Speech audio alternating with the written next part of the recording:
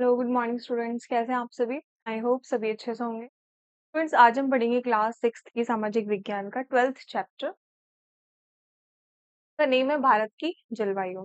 भारत की जलवायु कैसी होती है, किस एरिया में ज्यादा है, किस स्टेट में कम है, इसके बारे में हम ऑल डिटेल पढ़ेंगे। चलिए स्टार्ट करते हैं चैप्टर को।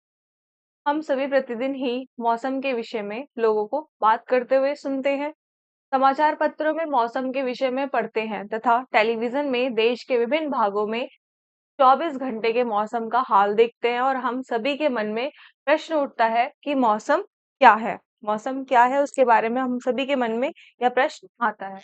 मौसम क्या होता है? सामान्यतः लघु समय की वायुमंडलीय दशाओं का योग मौसम कहलाता है। वायुमंडलीय दशाओं के अंतर्गत तापमान, वर्षा, आर्द्रता, मेघाच्छन्नता, ओला, कोहरा, हवाओं की दिशा आदि को सम्मिलित करते हैं और इस प्रकार मौसम वायुमंडल में दिन प्रतिदिन होने वाले परिवर्तन से संबंधित है। जैसे कभी धूप होती है, कभी वर्षा होती है, तो कभी आसमान में बादल छा जाते हैं, कभी कोहरा पड़ता है, तो कभी ओला, कभी गर्मी होती है, कभी ठंड। मौसम लघु समय यानी कि 24 घंटे में उपरोक्त घटनाओं की अभिव्यक्ति है।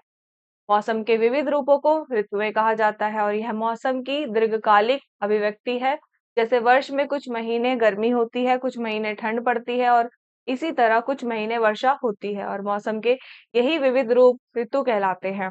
भारत की ऋतुएं भारत में कई ऋतुएं होती हैं जो यहाँ के मौसम की विविधता को बताती हैं।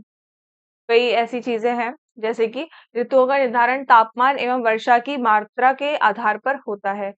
भारत में निम्नलिखित 4 ऋतुएं होती हैं। पहला, शीत ऋतु।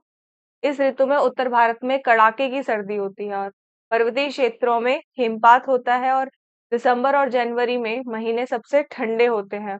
दिन छोटे और रातें लंबी होती हैं। उत्तर भारत में इस समय शीत लहर चलती है। ग्रीष्म ऋतु की बात करें तो यह ऋतु मार्च से मई तक रहती है। 21 मार्च के बाद सूर्य उत्तरायण होने लगता है, अतः उत्तरी गोलार्ध में सूर्य की किरणें सीधी पड़ने लगती हैं। सूर्य का ताप अधिक मिलने लगता है और फलतः तापमान ऊंचा हो जाता है और उत्तरी भारत में विशेषकर दिन में गर्म एवं शुष्क शुष्क पवन चलती है, जिन्हें लू कहा जाता है। और वर्षा ऋतु की बात करें तो वर्षा ऋतु जून से प्रारंभ होकर दिसंबर तक रहती है और ग्रीष्म ऋतु में भारत का तापमान वस्तुतः ऊंचा रहता है, इसलिए यह दक्षिण पश्चिम में नमी युक्त पवनों को आकर्षित करता है। दक्षिण से उत्तर और पूरब से पश्चिम की ओर वर्षा की जो अवधि है और मात्रा वो घटती जाती है।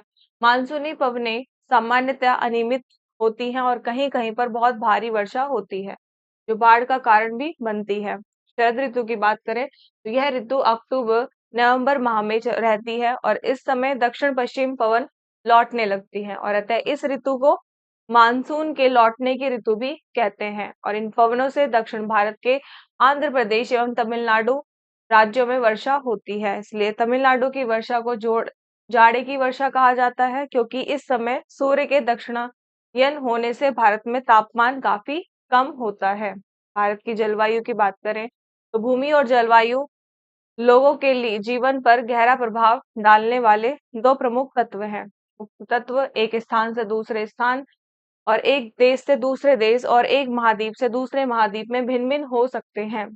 भारत विविध जलवायु, भूभाग और प्राकृतिक वनस्पति वाली भूमि है और भारत में उत्तरी हिमालय क्षेत्र की शीत जलवायु से लेकर राजस्थान के मरुस्थल की प्रचंड गर्मी और समुद्र जलवायु तक विस्तृत जलवायु भिन्नता है।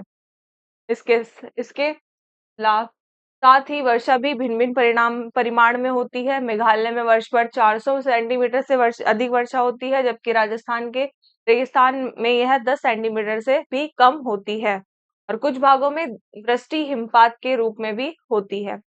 जलवायु की इतनी अधिक भिन्नता रहने पर भी भारत का जो मानसून जलवायु की एकता बनाए रखने के सहयोग देता है। कर्क रेखा 23.5 डिग्री उत्तरी अक्षांश देश को लगभग 2 बराबर भागों में बांटती है और इसका उत्तरी भाग शीतोष्ण क्षेत्र में है, जबकि इसका एक दक्षिण भाग उष्ण कटिबंधीय क्षेत्र में पड़ता है। प्राय समूचे देश में उच्च तापक्रम रहता है और विशेषकर ग्रीष्म ऋतु में जलवायु की इस उष्ण कटिबंधीय प्रकृति के लिए हिमालय पर्वत बहुत अधिक जिम्मेदार है।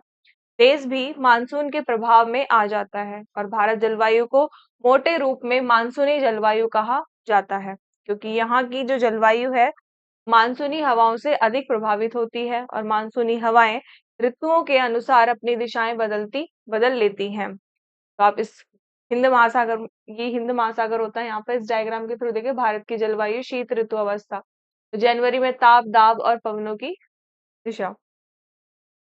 तो इन हवाओं को मानसूनी हवाएं कहते हैं और भारत में इन हवाओं में 85 टू 90% वर्षा होती है।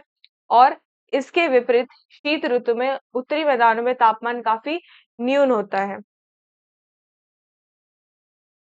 तो स्थल पर उच्च वायु दाब का क्षेत्र बन जाता है और समुद्र ऊपर वायु दाब अपेक्षाकृत निम्न रहता है।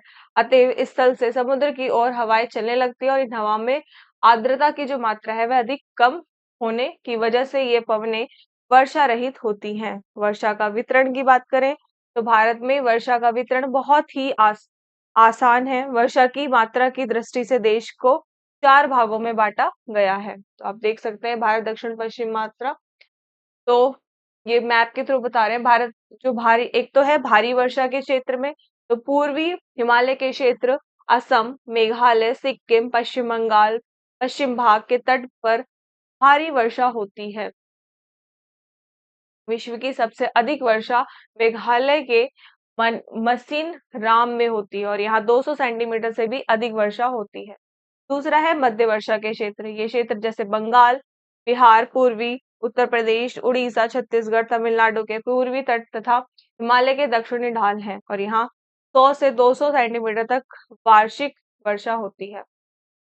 कम वर्षा के क्षेत्र की बात करें, दक्कन का पठार, गुजरात, पूर्वी राजस्थान, पंजाब, हरियाणा और पश्चिम उत्तर प्रदेश कम वर्षा के क्षेत्र हैं।